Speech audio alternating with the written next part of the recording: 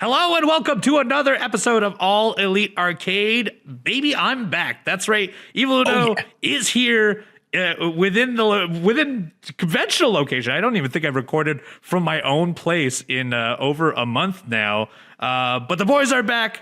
Evil Uno and Chugs are here to talk video games. It is a Monday morning, and you know we're going to be discussing the grand news in the world of video games and the video games we've played. Chugs, I've been gone for 2 weeks. You hosted the podcast completely on your own last week as well.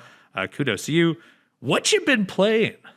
Well, Uno, I first want to say, I hope your trip was incredible. And second of all, you were dearly missed last week. Dearly missed. I could not wait for this week's episode when the boys get back together and talking about some video games. But Uno, actually, I have not played that much in regards to a bunch of different titles, but I do have some exciting news. First of all, Pokemon trading card game Pocket still playing like a madman, like an absolute mad lad, collecting as many cards as I can, doing as many battles as I can. Love that game. Just have to mention it because it is indeed a game and a big part of my life. So again, very, very great. It's been very difficult to collect the newest Deluxe EX pack that has come out. Not only, Uno, because it's the most cards with a set that this game has released yet, but also apparently it's only available till October 31st.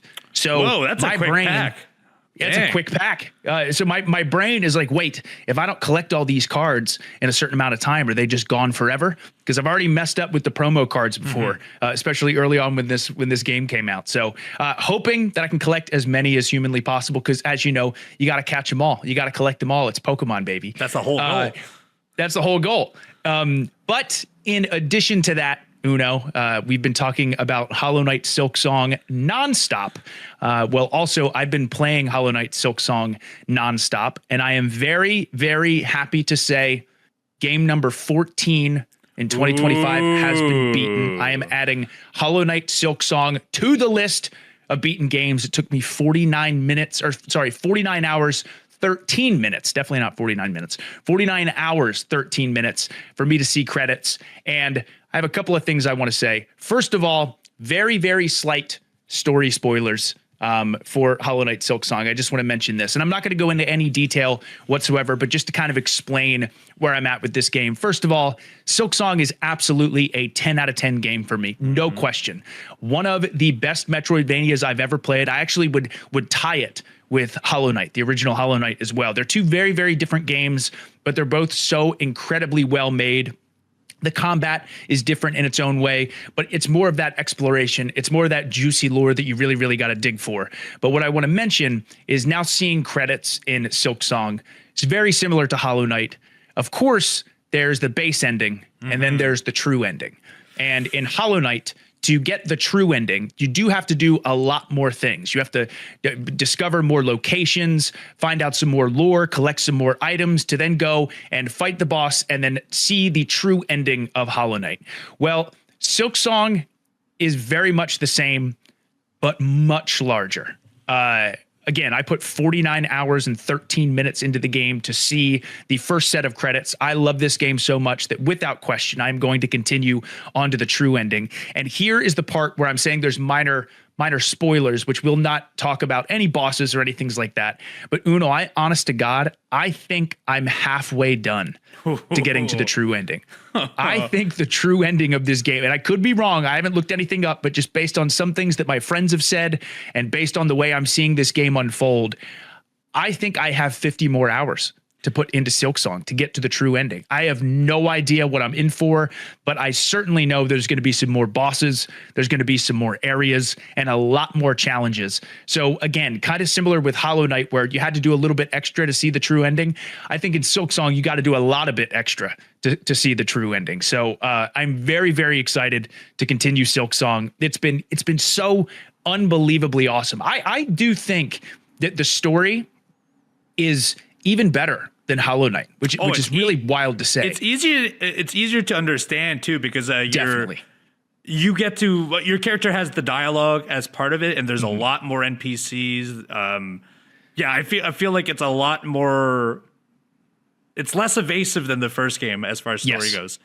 Definitely. And I'm very curious to get this true ending, how the storytelling is going to go there. And there have been so many callbacks with the bosses to absolutely incredible bosses in Hollow Knight. Obviously, they're not the same, but there's definitely some references to Hollow Knight, which is really cool, which I'm hoping as I continue on this true ending path, there's going to be even more callbacks to Hollow Knight, which would be really, really cool. But man, the final boss, at least in the base ending, not the true ending of the game, is awesome. It's so cool. The environments are amazing. And then going back now and just finishing some side content or exploring some more areas that I hadn't seen before is really making me realize that there's a bunch more areas in this map that I have not discovered yet. So again, I don't know what I'm in for. I'm very excited to continue talking about this game. Even though I beat Silksong, I am not even close to being done with it.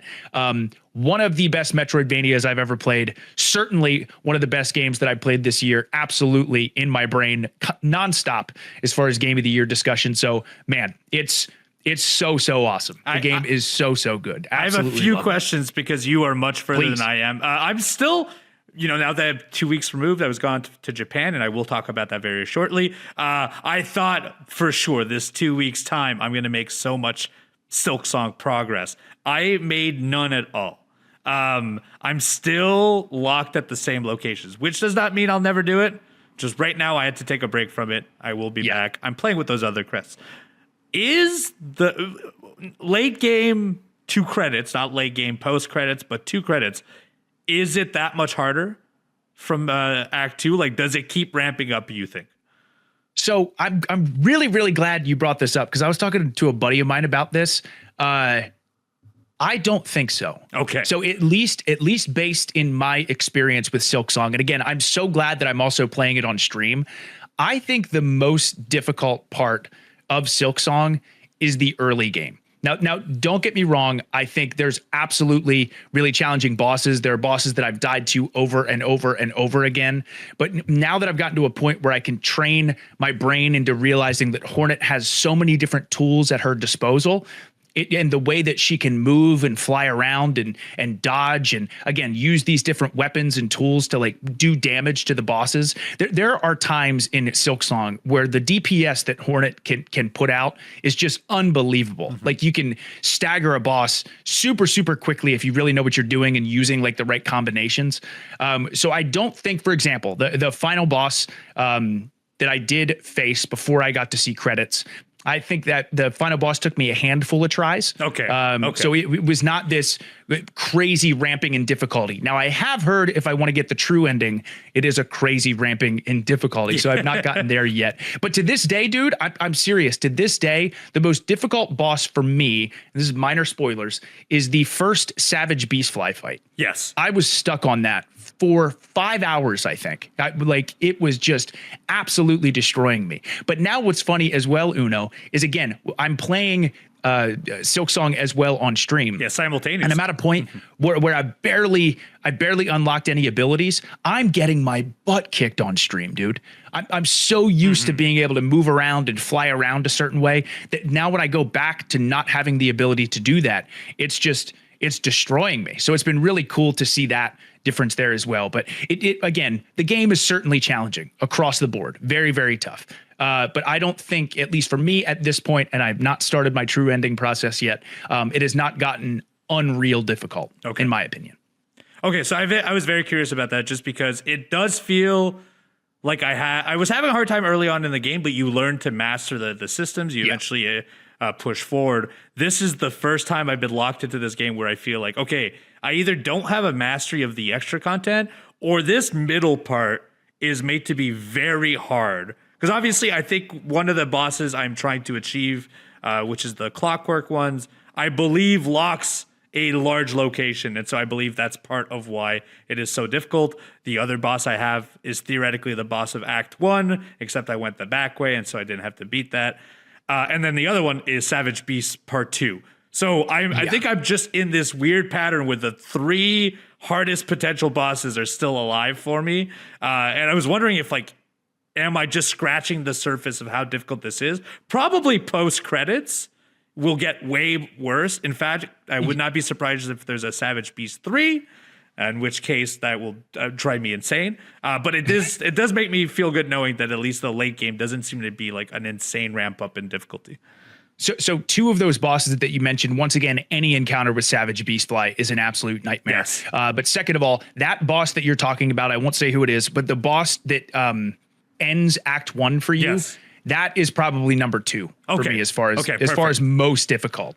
Again, other bosses are definitely challenging, but those two bosses I was stuck on for a very long time. So dude, once you get through those, so confident that it'll only be like a handful of tries for the other bosses. So again, they're tricky and they're tough, but those are two of the toughest early on, I think. Yeah, they cover so much space on the screen. And sorry about talking between the lines. This is just something fascinating for me. If you're not playing Silksong, what are you doing? What are you doing? We've been talking about it for years at this point. Months. We've been talking about it for a month on the podcast alone, and probably we'll be talking about it for a few more months as well. Chugs, what else you been playing? Anything else? Yeah. So that was predominantly what I had played as far as put the most time into. Again, I'm trying to play as many different games as possible. I've just been so laser focused on Silksong. I think I mentioned this to you before we started, but I'm hoping this week I'm going to have some free time. So I'm hoping I'm going to get my PS5 Pro set up and then jump into Ghost of Yote. Finally, I want that to be the first PS5 Pro game that I play.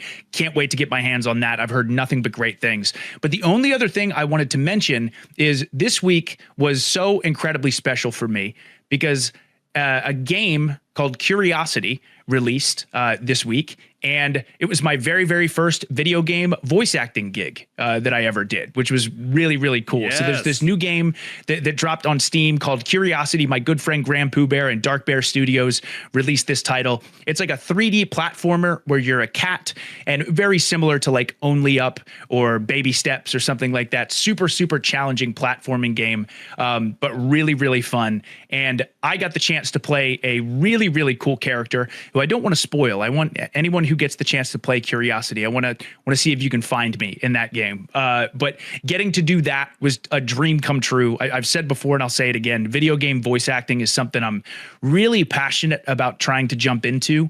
So to be able to do my very first gig with Graham Pooh Bear and Dark Bear Studios, and of course this awesome game Curiosity, was just really, really cool for me. So I'm hoping this is the start of many more, but just wanted to mention that I'm so pumped that I got to work on that project. Again, Curiosity is available on Steam right now. Well, congratulations. Plus, I saw that game's doing pretty well, too. Yeah. It was highly recommended in the new and trending section. It was selling very well the first few days. And typically, like an indie game, that's your days of sale are the first few, especially with the market. This year's market especially has been insane. Congrats, man. And you think thanks, this is something you want to jump into, right? You want to do further more if you can. Definitely. Oh yeah. Video game voice acting for sure is I love video games. You know that. We love video games so much, and I'm definitely not smart enough to program or make a video game, maybe story wise at some point, but really the thing that I love so much, especially now, just as an art form, video game voice acting has gotten so good and so incredible. And there are so many characters and moments and stories that I've absolutely fallen in love with. And a big reason for that is how incredible some of the voice acting is. So again, I really, really hope this is the start of something really cool. I'm so thankful that I got to work on this project, which was awesome. And I actually think too, probably this week, by the time this episode drops, early this week, I want to actually stream Curiosity and play it a little bit. So we'll see. We'll see. I'm excited to see that. Twitch.tv/TheChugs if you do want to watch that. That's all the games you've been playing this week, right, Chugs? Yes. That's it for me, Uno. What about you? I know you had a wild trip, so I sure can't wait to hear about it. For about 2 weeks, I've been in Japan. So I'm sure if you've been a constant listener of our podcast, we talked about it. But essentially, I got to strike off a bunch of bucket list items for me. Wrestling in Japan was always at the forefront of what I wanted to do in professional wrestling. When I started wrestling, my goal was Japan. And so this was a hell of an event for me. I got to wrestle for DDT Pro Wrestling at Kurikan Hall, which is a very famous wrestling hall, against wrestlers that I have looked up to, Harashima, Jun Akiyama.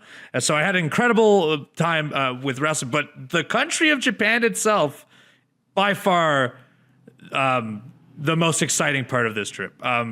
I got to do a lot of cool things, and I'll talk about them very soon. But I just want to say, if you've never traveled to Japan, if you've never spent elongated time in Japan, not only Tokyo, honestly, I saw a few other cities. I went to Osaka, I went to Kyoto, and Narita as well.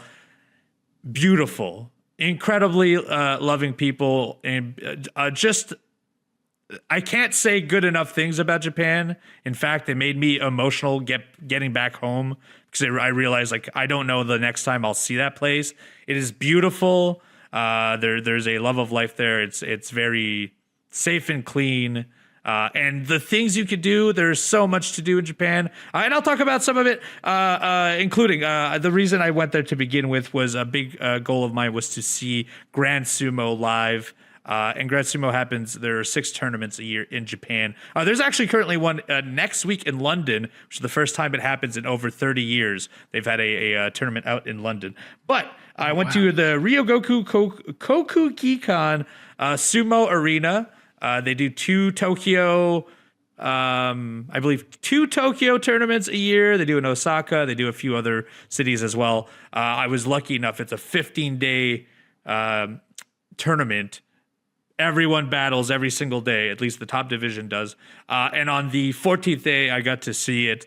Incredible night. And if you're a sumo fan, you know how awesome this year was because it all ended with a Yokozuna versus Yokozuna fight. Not once over, but twice over, and that does not happen very often. So incredible time. I had a blast there. I had a blast at DDT Wrestling. I got to wrestle for Choco Pro, which is Emi Sakura's independent wrestling promotion out in Japan. Very, very fortunate to do that. Osaka and Kyoto are gorgeous. I got to travel there. Kyoto is more of it is definitely a travel destination for tourists. I think of everywhere I went, that was the place where the most tourists was. But it is kind of more older Japan. You're looking at a bunch of shrines. You're doing incredible hikes. I did the 1,000 Shrine hike, which is one of the most famous sites in Japan, and truly beautiful. Especially I got to walk up to it as the sun was coming up.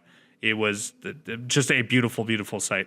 And then on top of all that, the beautiful sights, there's also so much video game stuff in Japan. It's everywhere. From 11 a.m. all the way to like 2 a.m. There are gacha machines. There are pachinko machines. If you're into gambling, I am not so much. But there's also a bunch of arcades. They have the most common ones were like rhythm arcades. So many rhythm games, be it DJ, guitar, drums. They had like these like kind of tam drums, kind of like Donkey Kong. They had just push button rhythm games. DDR, of course, is huge out there. So many of those arcades. Akihabara is one of the like major otaku / gaming sections of Tokyo, and I spent a bunch of times there. I got to go to the world famous Super Potato, which is a store that sells a bunch of video games of all kinds. The whole time, all I could think of was, I wish I had talked to Chugs in advance about what he might want from a Japanese gaming store, because there was so much stuff there, and I'm not as much of a collector as I used to be, that I felt overwhelmed. It's crazy Unreal. What you can find in those shops. It is insane. Perfectly wrapped video games, consoles unmarked, and including a bunch of video games I hadn't even heard of as well. Every console in the world was out there to buy as well. And then they also have a small little arcade. I went to a bunch of arcades that had more retro feels to it. A lot of Street Fighters, a lot of fighter games especially, and a lot of racing games. A bunch of racing stuff out in Japan. I had such a blast. And yes, I can't wait to go back. I definitely, the only thing that sucked from the trip is I thought I was going to go to Tokyo Game Show, and the last day of Tokyo Game Show was there while I was there, but I was so physically exhausted. I could not push myself to go at the last second. So I did miss out on that. But they unveiled a bunch of interesting games and DLCs there, as well as a bunch of the demos are now available online, so I don't feel like I lost too much out on that. But On top of going to Japan, I also had a bunch of time with my Switch 2. We talked about Silksong a little bit earlier. I am still landlocked at the same 3 bosses. I tried on this trip for several hours to try and dig forward, to push forward, and try and jump over this hurdle that I have here at Silksong. I could not do it, could not pull it off. So what ended up happening is I ended up getting pretty mad at myself about it. And I said, okay, I'm going to go and jump into Hades 2. It just came out at 1.0. At least I understand this video game compared to, late stage Silksong. Not a mistake, but man, I did not think this game was going to grasp me this much, because in 2 weeks, I think I put in over 40 hours in Hades 2. Wow, man. And when I thought I had a pretty good picture of what my game of the years were, I think Hades 2 may have just slipped in that upper echelon, because it is Hades 1 in every way, but better in every way too. More shine on the graphics, more incredible voice acting work, incredible lore. The first game brought in the gods. This one, if you know anything about mythology, brings in a lot of the titans and a lot of the supporting characters that are humans or demigods. You are met with a whole new cast. There are a bunch of branching paths as far as where you can go. If you played Hades 1, you were going in one direction towards hell. Well, you can kind of figure out what the other direction is from Hades 2, but there are 2 options there. There's a bunch of new stuff. You got companions. You've got armor sets now.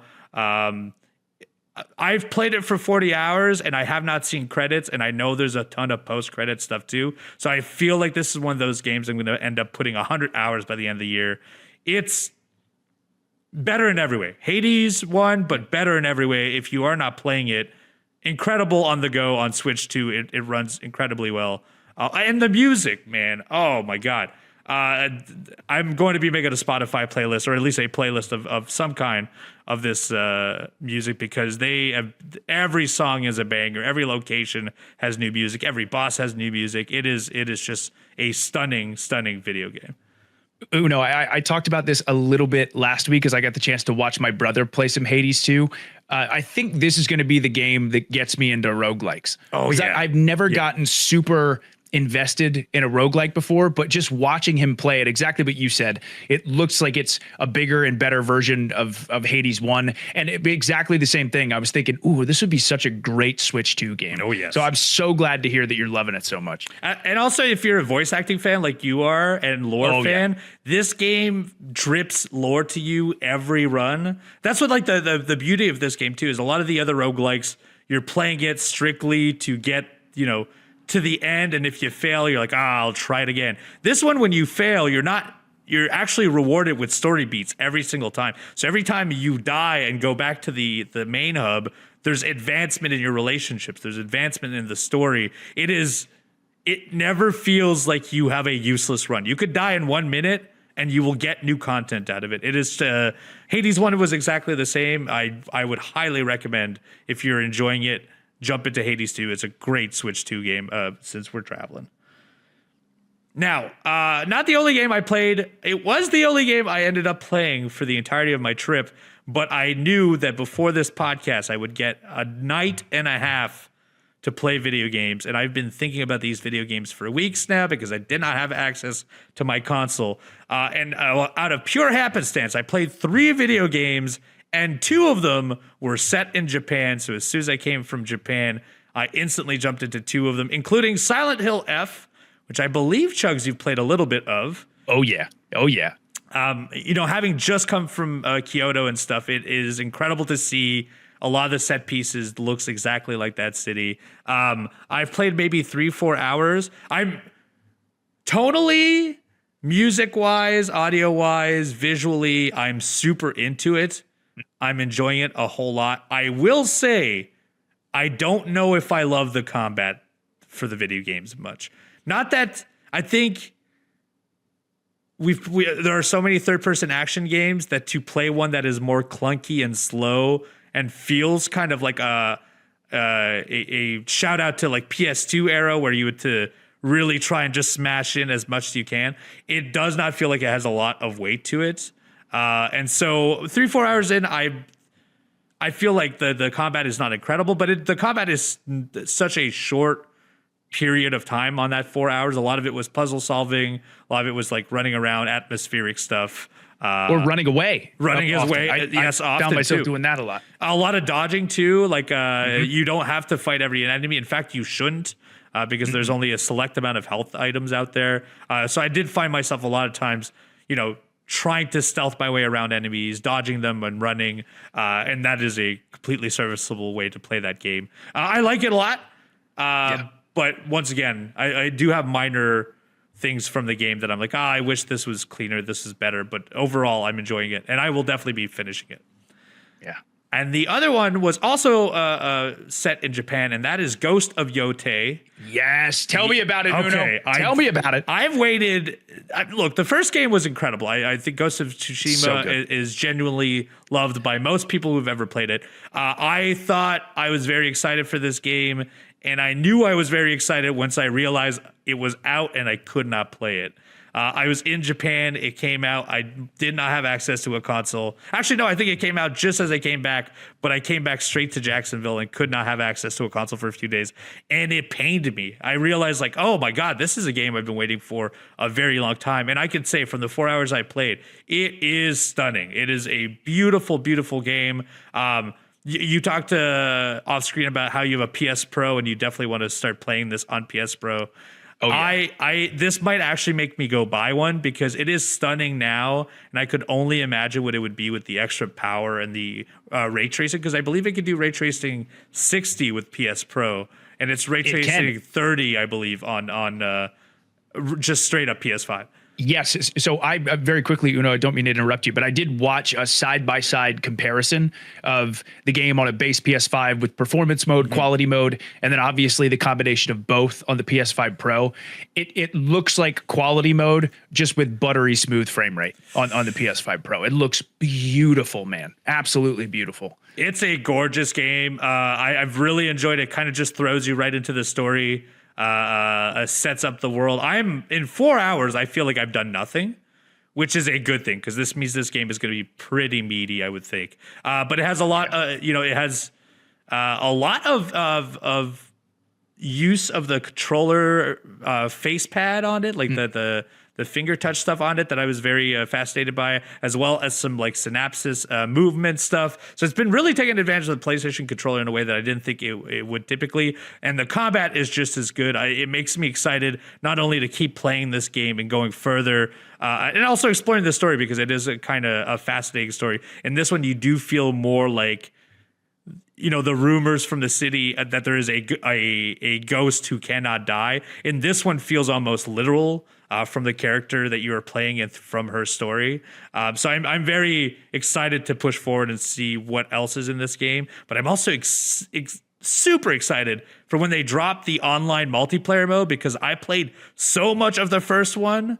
And considering how good the combat is on this second game, I cannot wait to get 4 players and do their horde modes with my friends when they finally do release it, which I think is coming out early next year for their online mode as well. So yes, if you're not playing Ghost of Yotei, I highly suggest it. I will talk more about it next week because I still feel like I'm scratching the surface of it. But the combat is buttery smooth. The music, the visuals, it's visually, this is the most stunning PS5 game, I think. Death Stranding 2 also came out this year. That might be in the standings as well. But yeah, incredible game. And then finally, the last game I played, not set in Japan, but I've been wanting to play this because I had just seen a news piece that this sold over 1 million copies on Steam. A ton of my friends sent me private messages saying, you need to play this game. You love Vampire Survivors. You need to play Megabonk. Yes. So I don't know if you played this. You did play a little bit of Vampire Survivors, correct? I did. Yes. Thanks to you. And absolutely love it. Such an addicting game. So it is, this is reductive to the video game, but I think Megabonk in a lot of ways is Vampire Survivors, but in third person action. You do not get to manually handle your weapons. They shoot out the same way that Vampire Survivors does, but you're in a 3D plane where you could do platforming and you could run around and control that aspect of it. So in those ways, it's very similar to Vampire Survivors, you get your crystals or your XP from defeating enemies, acquire them, it levels you up. You get to choose one of 3 boons. Those are items. They could be supporting stuff, so on and so forth. And you only have a limited amount of space in your inventory for each, so you can't have 50 weapons, for example. There's a set amount of weapons that you can have. You can level those up because it is a roguelike. As you play, more and more opens, be it new characters, new weapons, new assisted tomes, which in this one gives you either spells or ends up helping you, your stats, be it strength, HP, speed, your radar, or how much things attract close to you, amount of XP, speed of attack, so on and so forth.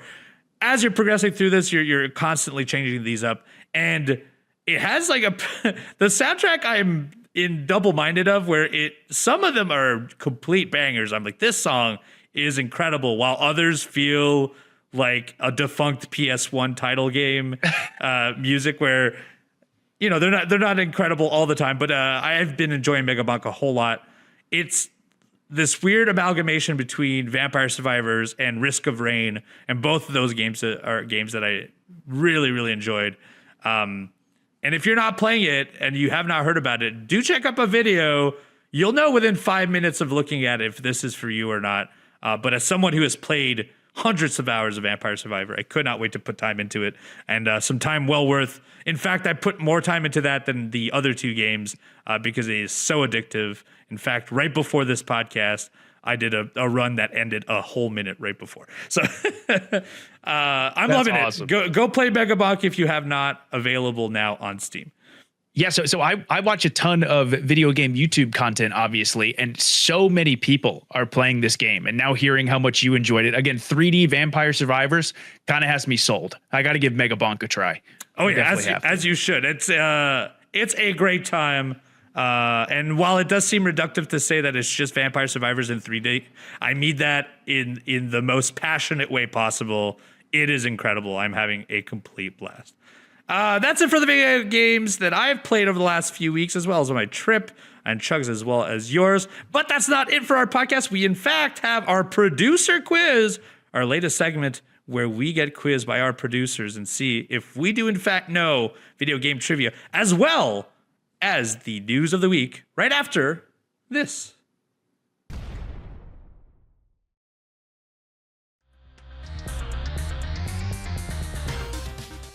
And we're back. It's time to discuss the news of the week. But before we do that, we have a quiz from our producers. That's right. It's our new segment, the producer quiz, where we answer 3 trivia questions brought to us by our beautiful producers who help us with the show. Thank you to them. If it wasn't for them, the show would not be what it is today. Now, we have 3 questions today, Chugs. Neither of us know the answers. There are 4 options for each question. We will get the answers at the end of this very episode to find out who, in fact, is the savviest when it comes to video game trivia. Right now, if you don't include last week, because I was not there to do it, I believe we're tied. I think we're tied. I believe we're tied. So. Yeah. And so this one is... this is a big one. I think we're 2-2, if I remember correctly. I think so. All right, so question number 1 is... The following were guest characters in the Tony Hawk Pro Skater games, except for one. Which one below never made it into a game? Oh. Number 1, Jack Black. Number 2, Shrek. Number 3, Doom Guy. And number 4, Neo the Matrix. Oh, man. Oh, this is going to be... Uno, I'm going to be honest, this is going to be a big guess for me. Okay. I'm not totally sure. The one I am confident in is I'm pretty sure Doom Guy was definitely in Tony Hawk's Pro Skater. And I feel like Jack Black would be in it. I feel like Shrek also. Maybe I've seen that before. I'm going to go with D, Neo from the Matrix. All right. It's going to be my pick. Good answer. I know for a fact Doom Guy is definitely in it. I believe he was in the recent remastered versions of the game. So here's the thing. I'm pretty sure Jack Black is in one as well. It makes sense. The ones I'm unsure is I'm pretty sure I've seen both Neo and Shrek doing skateboarding in a video game. I just don't know if it's this one. So I'm going to go and be different from you. And I'm going to say Shrek is the only one that's never appeared in a Tony Hawk game. And I am not confident about that, but I'm will stick to mine either. I will stick to it. I'm going D, Neo. Uno's going B, Shrek. All right. That was a guess. All right. Question number 2. What was the first animated TV show based on a video game? A, Super Mario Brothers. B, Q*bert. C, Dragon's Lair. Or D, Pac-Man. This is a tough one because I cannot tell you what year in the 80s or early 90s any of these came out. I have no good point of reference. So the one that pops up to me is Dragon's Lair, but I also feel like that might be a couple years after a couple of these. But I'm going to base it strictly on my gut feeling. I'm going to say Dragon's Lair. Okay. I'm feeling real confident about this answer. I am 99.9% sure that the answer is D, Pac-Man. Because Pac-Man was the very first video game mascot that kind of exploded. Mm-hmm. There was a song called Pac-Man Fever. There absolutely was a Pac-Man animated series. But even before Mario exploded, Pac-Man was the video game mascot. So my answer is going to be D, Pac-Man. That's probably, honestly, a good answer. With everything you just said, that makes the most sense. So I think so. We shall see. And then question number 3. In 2002, Acclaim Entertainment planned to create a highly controversial marketing campaign that involved putting advertisements on tombstones to promote this PS2 game. What game was it? Was it Shadow Man Second Coming? Was it The Suffering? Was it Legacy of Kain Defiance? Or was it Silent Hill 2?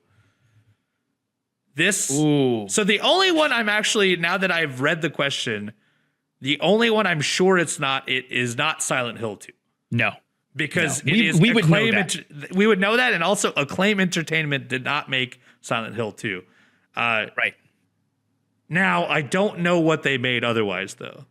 I know. Oh, that's a great point, too, focusing on Acclaim. Yeah. I seriously didn't even think about that. All I was thinking of was what game put advertisements on a tombstone. But that's a great observation. Part of me thinks maybe The Suffering, but the one that's really sticking out to me, I think, is the Shadow Man game, the Shadow Man Second Coming.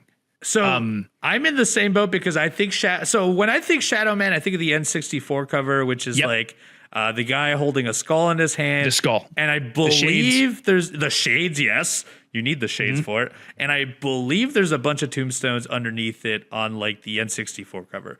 But then I also just thought Legacy of Kain has Kain standing on a tombstone, if I remember correctly.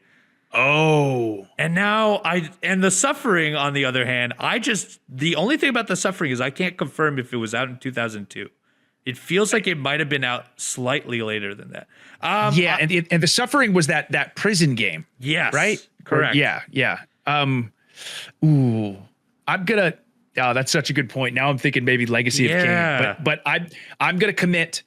I'm gonna stick with A, Shadow Man Second Coming is my answer. These are such good questions, by the way. Like such good questions. I think I might have convinced myself with this whole ramble. I think Legacy of Kain Defiance might be it. I wish I remembered what Acclaim released at the time, because that would have been the only one I'm sure is it's not Silent Hill 2. And we will all find out our answers at the very end of this episode. So do stick to the very end of All Elite Arcade, where we will tell you the answer to all three and figure out whom of us is better at trivia. All right, now we've got a bunch of news, including a bunch of stuff, starting with Claire Obscure. Claire Obscure, Expedition 33, of course, an incredible game. It's been doing fascinatingly well. Well, first of all, it is getting a brand new update.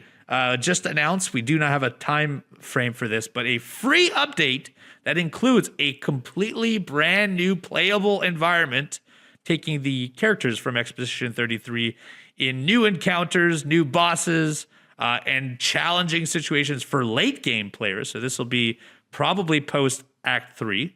There'll be a bunch of new costumes for each member of the expedition.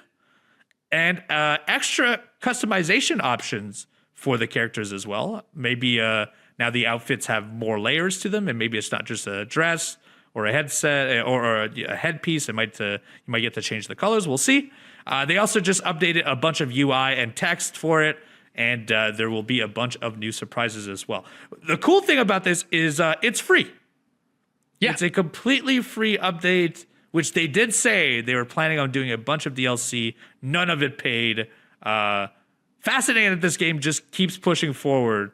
I feel like we're going to be talking Clair Obscur and like future sequel games probably for the next like decade.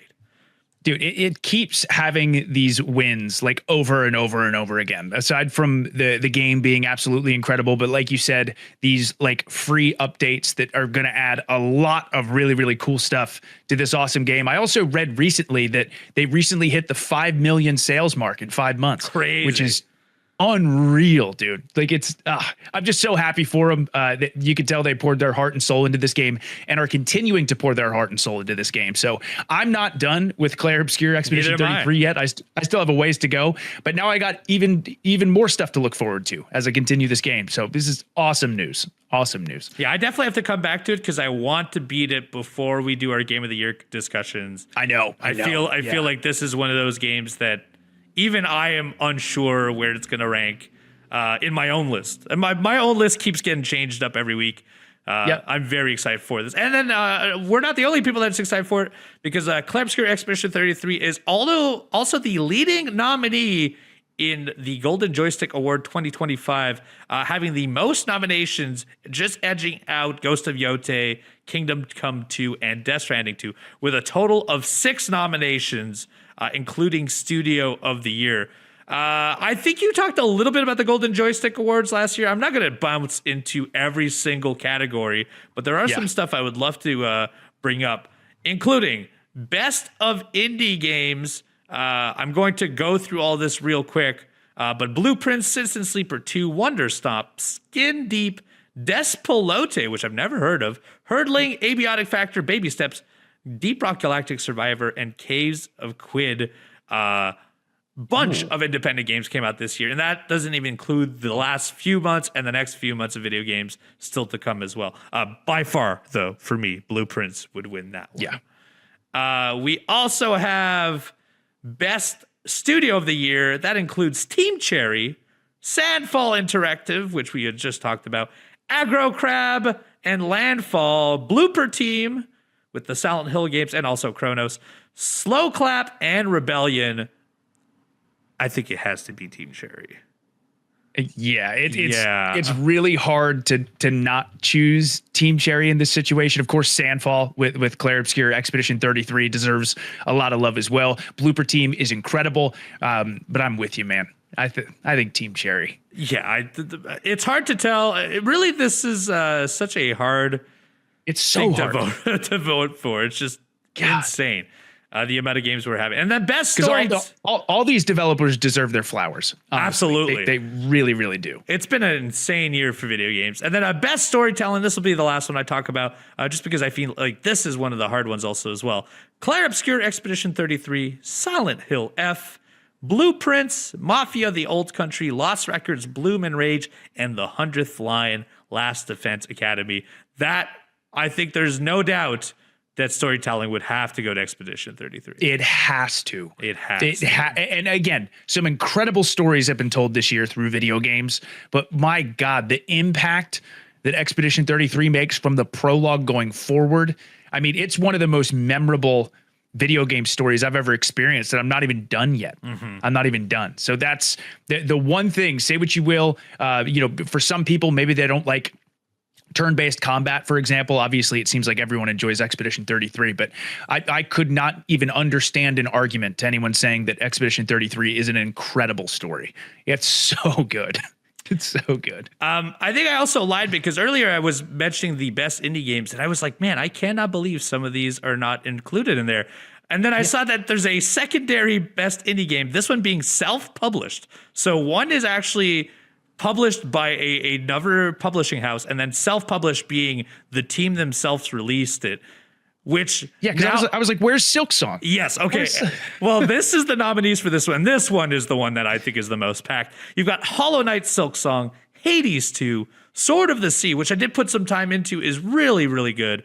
Peak, loved what I played of that. Keep Driving also as well. Spilled as well. Very short game, but very, very beautiful. Lonely Mountain Snow Riders, Deltarune, which I completely forgot was this year. And that is changing my whole list already. Promise Mascot Agency, which I liked, and then Consume Me, which I've never played. What a crazy year for video games we've had. Unreal. It seriously, in the past, I know the past few years have been really, really awesome, but it's 2025 is just like a once in a generation type year. It's been nuts with the amount of video game releases. And it seems like 2026 is shaping up to be an insane year too. So it's just, man, we are eating good. We're Damn eating right. good. You can actually put your votes in for the Golden Joystick Awards 2025 up until October 31st. They will be unveiled to the general public on November 20th. So we will probably be discussing this again in about a month. But there you have it. Claire Obscure doing really, really well. I got to go back and finish it up if I can. Next thing. So now the other big things that have been happening this week have been a lot of Microsoft news pieces. Yes. First of all, I'll start with some of the bad stuff. Call of Duty lost $300 million in sales. This is according to Xbox themselves, due to Game Pass. So according to their decision to put the video game on Game Pass, they believe they have lost over $300 million on there, which not entirely surprising, because I think it was bound to happen. You're putting the biggest game possible on a service that costs far less than a full release of the video game. I would actually be I know the growth of Game Pass didn't actually warrant putting Call of Duty on it. Like, I think the growth was not as large as what they wanted from it. And Uno, what I'd be really curious about, and I maybe need to read more into this, or you may have the answer to it. But again, Call of Duty losing $300 million in sales. I'm curious if Microsoft paid them a lot to just have the game on Game Pass, you know? Like, I wonder if it was 300 million in revenue, or it's just 300 million in sales for Call of Duty games. So does that make sense? Does Microsoft own Activision now? They do own Activision. Yeah, you're right. You're right. So I did read part of the report was that while also the 300 million in sales is what they believed on their PC and Microsoft platforms alone, because most of the sales were actually on PlayStation. Over 82% of Black Ops 6 sales came out on PlayStation. So this is just what has previously been disclosed as far as like sales in general. Sure. Yeah. It does not surprise me that it lost at PC and Xbox, because that is where Game Pass is. Of course. Yeah. And they haven't reported how many Game Pass subscribers there have been since February 2024, when there were 34 million subscribers, which is a hell of a number. But that's a huge number. But how much more did they gain from that? I doubt that many, to be honest. I doubt they've made back their $300 million. Unfortunate. I think it's unfortunate, but also they took the gamble. You know, they're taking the gamble, and the gamble, I guess, is not entirely doing so well, because another news piece, and this is actually one that you unveiled to me, is that the Ultimate Game Pass, which I believe is currently about $20-ish, is now getting bumped up to $30 monthly to get Game Pass Ultimate, which would mean that I believe is the only of their Game Pass bundles that will get the next Black Ops 7. So they are locking in Black Ops 7 to Game Pass Ultimate to make sure to help it on its sales, which I believe that comes out November 14th on all the Xbox. Yeah, really soon. I'm not surprised at $30 hike. I think at this point, it's a weird thing where I actually still believe it's worth investing if you're going to be playing the main games. But I also feel like you're getting at an alarming pace if we've already raised it. I think because I was paying like $12 to $15, I think 4 or 5 years ago for Game Pass Ultimate, and now we're up to about 30 American dollars, which is about like 40 something Canadian dollars. So that's where we're getting to a point where it is. I don't see it being sustainable for the general public. Yeah, and obviously, I mean, people have really shouted from the rooftops that they're not happy with this decision. Again, I'm with you in the sense of if you play a lot of video games and you want to play major AAA titles day one, I still think it's a good deal, all things considered. I mean, Game Pass, when it was cheaper, there was no question. It's 100%. By far the greatest deal in video games. So this to me still feels like a good deal. But again, you're just seeing across the board pricing for so many different things just going up and up and up, which is not fun for anybody. No, obviously, no one wants that. But yeah, it'll be interesting to see kind of where this goes. I'll be very interested to see how many people sign up or how many people stop signing up. But yeah, I still think it's an amazing deal. But I also understand why people are upset. And then on the other side, Microsoft's actually going to be launching a service that I think could be of help.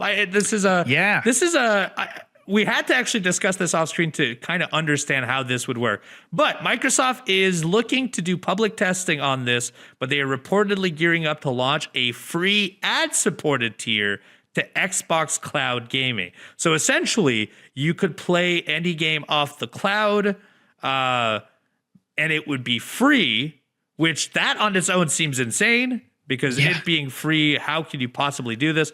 But it would be free play title games and retro classics. So it's not every single game that they have on the service. And sessions would be capped off at 1 hour of playtime with a total of 5 free hours per month.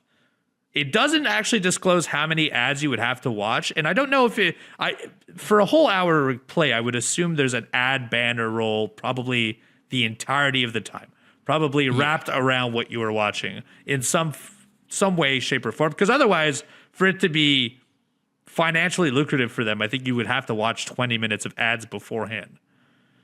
Which also, I could see them doing that. If it's completely free, there's definitely an attempt there. So we were discussing this off screen, but is this actually going to be beneficial to bring new people in, you think? Or do you think this is just going to get people who are paying for services to just stop paying for them to... Well, this has a smaller pool of video games. It's hard. It's hard for me to... I think this is something worth testing for them. I just don't know how much impact it's going to drive towards Xbox right now.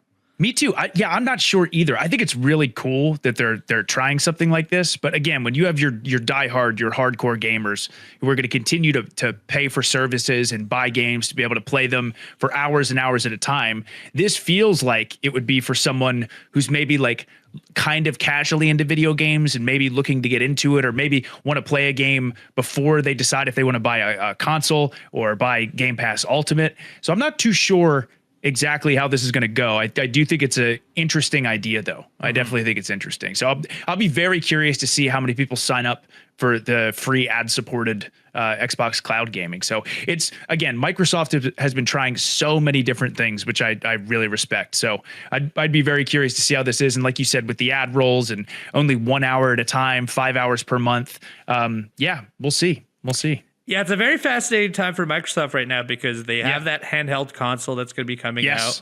Can't wait. That is coming out in the next, actually, I think next week. Now that I think about it, I think actually our next podcast I'll be able to talk about it. Well, I'm supposed to get it October 16th. Well, look at you. So there you go. I believe that comes out next week, so we'll be able to talk about that. But then simultaneously, how all these bad pieces have come out on them with the the main being price increase on the consoles, Series X, Series S, price increase on the Game Pass tiers, which from my understanding led to the Xbox website crashing under the weight of people going in and unsubscribing. So I can't see that being a good piece of news. And then on top of this, I think this piece of news would not seem like a bad piece of news, but because it's coming at the same time as all this bad news, it almost feels like, oh, this is an alarming tactic by Xbox. I doubt that's the case. I think this is just a case of it happening simultaneously while other news is happening.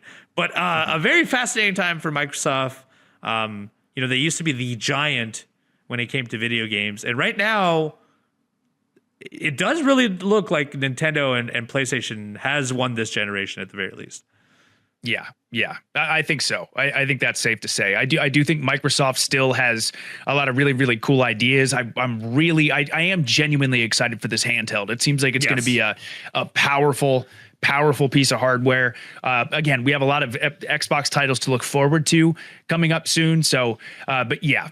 And also too, as far as price increase, and I know it is frustrating for sure, but again, the PS5 Pro went from $700 to $750. The Switch 1 increased in price as well. So we are seeing price increases across the board.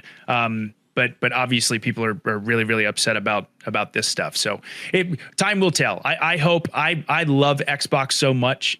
Seriously, my Xbox One is what got me like obsessed with video games and Halo and stuff like that. So I want Xbox and Microsoft to continue to do well. And we'll see what happens in the future. Yeah, I hope it sorts itself out because I can't imagine a future in video games where Microsoft isn't a dominant part of it because they have made so many incredible games, and there's still, we just teased it a little bit earlier. You mentioned it, but like there are still games around the corner, like Outer Worlds 2 and a bunch of first-party Xbox games in the near future that I feel like, the next year could change the tides again. We do not know. Absolutely. But right now it does seem bad, and hopefully that is not the case, and hopefully there is some form of course correction that does help Microsoft keep us on their side for the near future. And that is it for our news for the week. If you think we missed anything of interest that we should have talked about, we'll get into our YouTube section. That's right, youtube.com/AEW Games is where you can find the video format of this podcast. There's a comment section. Let us know down below if you think there was a news piece we should have talked about, or if you just want to talk in general, that is where you will do it. So it's the easiest way to get in contact with us directly. I read those every single week. All right, I think it's finally time. We're going to get the answers to our quiz, and we're going to do our favorite segment of the show. That's right, that is the arcade mailbag right after this.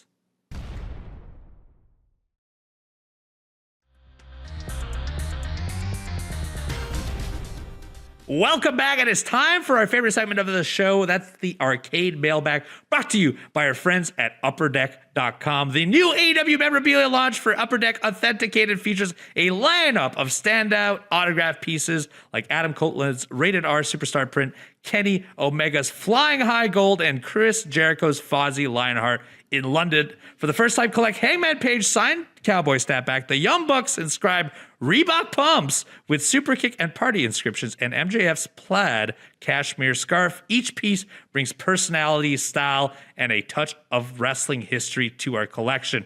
You can get that and much more, including packs of cards. We will have a pack actually right here to unpack. These are from the metal packs. That is the most recent packs of cards available at upperdeckstore.com. What do we have today, Chugs? We got a good pack, Uno. We got a good pack. Start with Darius. Ooh, Darius Martin. There he is. Whoa, the conglomeration. I didn't know. Look at that. Look at that sheet. My boy on Kyle. That. Serpentico. Whoa. Oh, that's a cool card. That is a nice card. Way to go. Khan. Nice. Bishop Khan. We've got Roosh. Oh, good pack. The good pack of cards. That Serpentico card is awesome. That is, yeah. Look at that reflection there. I'm sure really he's quite happy about that. It's the second largest snake in the world. Visit upperdeckstore.com or click the link in the show notes to grab yours today, be it packs or that AEW memorabilia launch. Thank you to Upper Deck, as always, for helping us at our podcast. And we love you, Upper Deck. Thank you again. We do. We've got 3 questions today, Chugs. Let me hear them. Yeah. Here we go. Starting off first with Ian. Ian, thank you for the question. Ian says, hello, bonjour, gentlemen. I've been playing through Borderlands 4 and came across a minor boss called Chugs. Ooh. I'm wondering if that... I'm wondering if that could be a nod to Adam since he's been public about his love for the franchise. Just a coincidence? either way, I'm loving the game so far, despite it sometimes struggling on my year-old CAD $3,000 PC, and look forward to hearing your thoughts once you get time for it. Best, Ian from Vancouver. Ian, I had no idea that there was a mini boss or a minor boss called Chugs.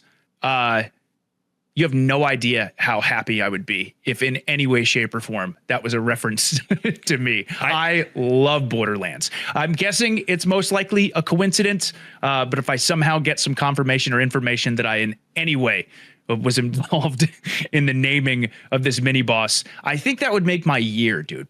I love Borderlands so much. Internet sleuths right now. You've heard this. You've heard this. Somebody go out there and ask the questions. Find out an answer on this. Even if it's a no, we need to know. If it's a happenstance, that's too bad. But genuinely, I think it's probably on purpose at this point. You have been so public about your love about Borderlands for years now, and you know, voice actors from the game know you. I'm sure developers know your love as well. Right. That would be unbelievable. That would be so cool. You know what? Regardless on if it is or not, I think I'm going to believe in my soul that it is. You should. And I can't wait to get to that mini boss and check him out. Because again, I did mention this a couple of weeks ago, but I did get the chance to put about 4 hours into Borderlands 4, and dude, it's good. Mm-hmm. I mean, it's the best since Borderlands 2, in my opinion. And it was still so early in the game, so this is making me want to jump back even more. I gotta find mini boss Chugs. I gotta find mini boss Chugs, dude. But Ian, so glad you're enjoying it so much, and thank you very much for the question, and also thank you for that information. Again, if anyone knows any more about this, please let me know, because that would just absolutely make my year.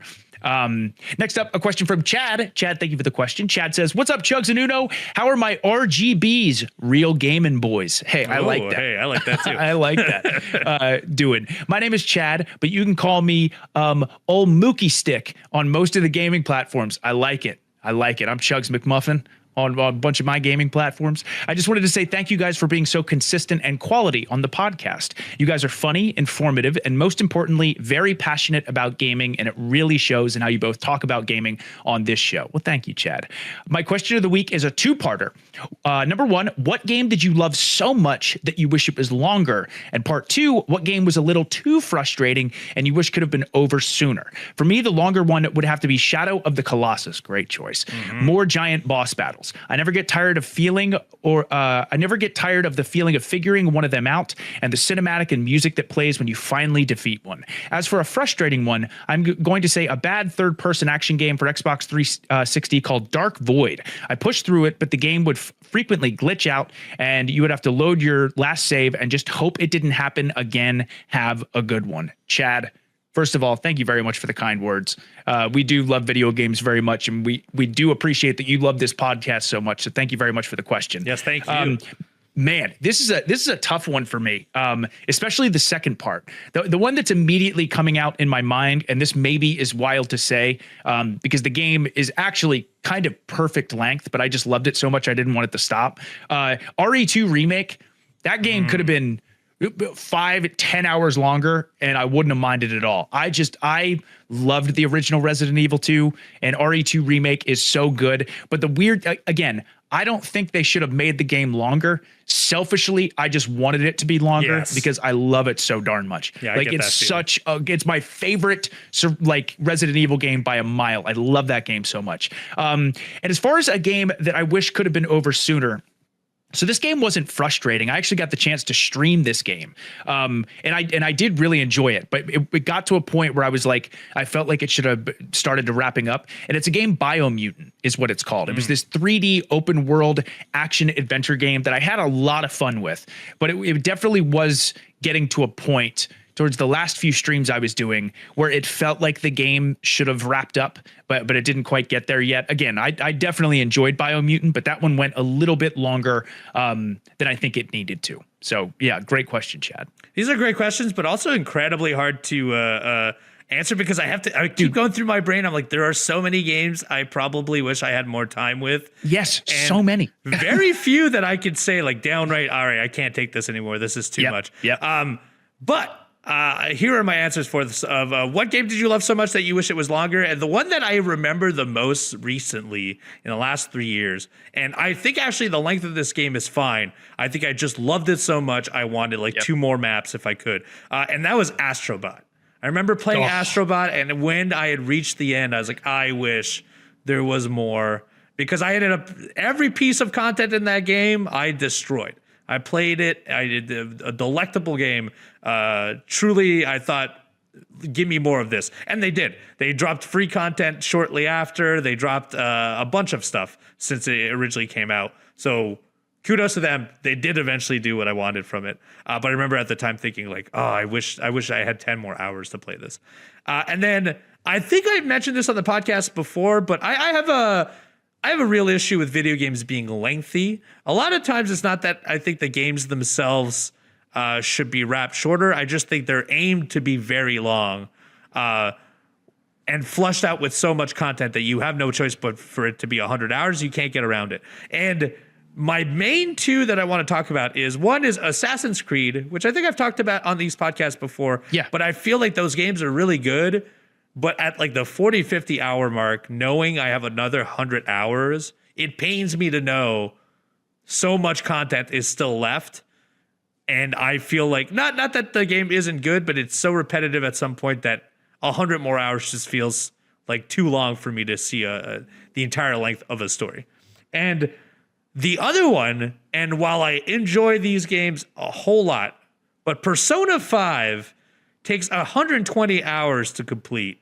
And great story, great art, great music. I love the combat system, but 120 hours to beat just about anything is too long. I remember on a few times during Persona thinking, wow, I could do with 2 less dungeons on this. But I also know that's not what those games are about. The length is kind of part of the process too. You get your money's worth when you buy a Persona game because it will last very long. You do. Oh, yeah, you're going to be playing for a very, very long time. So yeah, those are mine for sure. Yeah, and that's what's so interesting about this question is it's like we enjoy all of these games for sure, but I totally know what you mean by like, yeah, if it was just maybe a little bit shorter, it would be an overall maybe better experience, which is not the case for everybody and definitely not the case for every single long game. There are some amazing long games. Like, this is embarrassing to say, I still have not played Persona 5 and it pains me. I've heard across the board how great that game is. And there have been some really awesome long Assassin's Creed games as well. Just like I was saying about Biomutant, really enjoyed it, but I do think it would have been a tighter experience if the game itself was a little bit tighter as well. So Chad, great question, great discussion. I love it. And last but not least, Antonio with a question. Antonio says, hey guys, on last week's episode, Chugs mentioned that even with the Xbox Game Pass price increase to $30, that it was still a great deal, which I completely agree with. Yes. But I'm wondering what price would be the threshold for you guys to cancel your subscriptions? Ooh. So I do want to proceed this by saying I actually do not pay for Xbox Game Pass anymore, which is not a reflection of the service. And that was more, I'll say every like 3-4 months, I look at all the services I have and remove most of them and either resubscribe within a week's time because I want to use it again, or don't think about it for 5-6 weeks and then I go back to it. I mean, I'm a kind of user, I think, that could subscribe to a service for a month or two, remove it, and then come back for several months later. So at $30 a pop right now, that still seems attainable if I knew, for example, let's say this game's not coming out, but Outer Worlds 2 is coming out, for example. And if that drops on Xbox Game Pass, the game is about $70. I'm going to play it. If I subscribe at the month it launches, I get to play the game. And it gives me also the sense that I need to not rush through it, but at least fit it within 2 months' time for it to be less expensive than what the game is. And so it gives me a sense of urgency when I play it. So I actually think at $30, it is still well worth it. Absolutely, especially if you're looking at first-party release games where you're looking to $70, $80, $90 nowadays based on certain games. Now, on that note, though, I actually think $40, $50 is a deal, but I can't see that being a savvy deal for Xbox. I feel like you and I are at the top of the whale part where we'll buy these services because we can. Yeah. But it is you're pricing yourself out from so much at that point, I think. I think $30 might actually be I know it's further than what people want to pay because we saw that news piece that a ton of people have been canceling their subscriptions. I think the furthest they could probably push this is at like $50. Yeah. And Uno, kind of like you had said, is we're gamers that are going to try to get our hands on as much stuff as possible. But similar to what you were saying, if you'd ever see Xbox Game Pass getting to a point where it was a monthly fee that like cost the amount of a AAA title, I could see that being a huge problem. Yes. As well. Obviously, $30 has been tough for them as well. But I agree with you. I said it last week. Even though no one wants the price increase, $30 is still just an incredible deal. And I also think a lot of it, because you kind of briefly mentioned this, a lot of it depends on what type of titles are releasing. If we're getting like 2 or 3 AAA first-party Xbox titles every month for $30. That normally when you buy them, they're $70 or $80. That's like a really, really good deal. But if those first party releases are few and far between, then it becomes tougher and tougher as well. So, man, yeah, I think if it got to a point where it's, and I don't want this by the way, but I think if it got to a point where, the monthly fee was the cost of a AAA title, that would be a point where like really a lot of people would be like, I don't know if this is for me. So, yeah, that's a great question. Yeah, we're definitely on the cusp of that now. I feel like they can't be pushing it that much further at this point. But I don't think they will. If you told me that 2 IP games a month was coming out, then I'd be like, hey, up to $50, you're fine. Because if Nintendo did the same thing, if Nintendo dropped on their Nintendo online service that you could get first party games and it cost me $50, I would subscribe. Yep, right away. It really is based on the strength of what those big releases are going to be. Definitely. But you let us know in the comments, youtube.com/AEW Games, what you think. Do you think $30 is too much? And do you think, where is your limit if it is not too much? Let us know in the comments down below. We would love to hear from you. And if you would like your questions answered on our podcast, you can. tbs.com/arcade mailbag is where you can send those questions. We answer 3 at the end of every single episode. Now, Chugs, it is finally time. It is finally time for the answers from our producer quiz. We answered 3 questions earlier today to find out whom of us is better at the video game trivia. Here are your questions and their answers. Question number 1 was, the following were guest characters in the Tony Hawk games, except for one. Which of these characters never made it into one of those games? That was Jack Black, Shrek, Doom Guy, and Neo. I chose Shrek and you chose Neo from the Matrix. And the answer is Neo from the Matrix. Oh, let's go. So that was a complete guess. I genuinely think I thought I remembered seeing him on a skateboard. Maybe it was a different game entirely. Well, yeah, I feel like I've definitely seen Shrek on a skateboard, but I don't know if it was Tony Hawk or it was like a mod or something. Definitely seen Doom Guy and Jack Black, like you had said. It feels like he for sure was. Total shot in the dark. Oh, man. Heck yeah. Good start, baby. Good start. That's 1 for Chugs and none for me. Next question was, what was the first animated TV show based on a video game? Mario Brothers, Cubert, Dragon's Lair, or Pac-Man? And Chugs, I'll be happy to report that you are right again. It is Pac-Man. The show was produced by Hanna-Barbera and ran from 82 to 83 on ABC. That one would have crushed my soul if I got that one wrong because I was so confident it was Pac-Man. But yes, Pac-Man fever, baby. Retroactively, I thought about this. Dragon Lair was not even an animated TV series. It was a movie, and I shouldn't have even answered that. But yes, there we have it. And then finally, last question. In 2002, Acclaim Entertainment planned to create a highly controversial marketing that involved putting advertisement on tombstones to promote this PS2 game. What game was it? It was either Shadow Man Second Coming, The Suffering Legacy of Kain Defiance, or Silent Hill 2. And the answer here is Shadow Man Second Coming. That's right. Yes! Chugs, you got all three. Acclaim Entertainment announced that it would pay relatives of the recently bereaved in return for placing small billboards on their headstones, and that the offer might particularly interest poor families.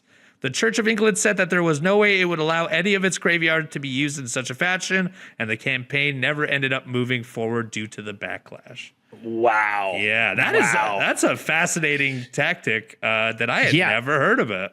What an unbelievable piece of history. Oh, man. Well, thanks to the producers for not only the quiz, but teaching us a little bit of history for video games, because now I'm going to be looking into the Shadow Man business. Chugs, they got 3-0. I got 0-3. That means you are the winner, and I believe this means you are in the lead. If you do not count last week's, because we're alone, it's now 3-2 Chugs in the producer quiz off between myself and Chugs. That's right, baby. Still anybody's game. And also a big improvement from last week, where I'm 99% sure I got 1 of 3 correct. So this is a good week for me, Uno. This is good for my morale. I needed it. Well, I'm excited to see what the next 3 questions will be next week.